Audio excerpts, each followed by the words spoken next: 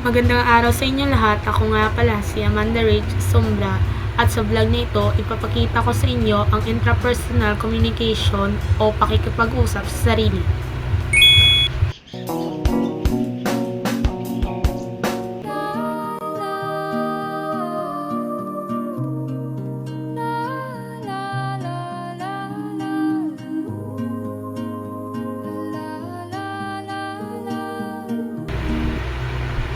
Sino ba talaga ako? Kilala ko pa ba sarili ko? Minsan, nalilito na ako. Paramdam ko hindi ko pa lubos na kilala yung sarili ko. Habang nag-iisip ako, napatanong ako sa sarili ko. Sino ba talaga ako? Minsan, pakiramdam ko, kilala ko na ang sarili ko.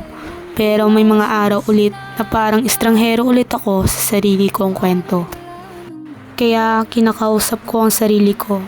Kamusta ka na ba talaga? Ano ba talaga ang nararamdaman mo? Ano ba talaga ang gusto mo? Bakit para ka laging nagdududa sa sarili mo? Siguro hindi ko pa alam ang lahat ng sagot. Okay lang yon. Hindi naman pala kailangan makilala agad ang sarili. Baka parte lang talaga ng buhay ang unting-unting pagtuklas kung sino ka. Kaya sa sarili ko, salamat sa pagpapatuloy kahit pagod ka.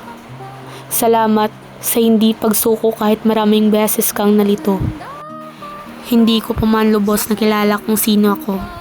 Pero araw-araw, mas pinipili kong makinig sa sarili ko.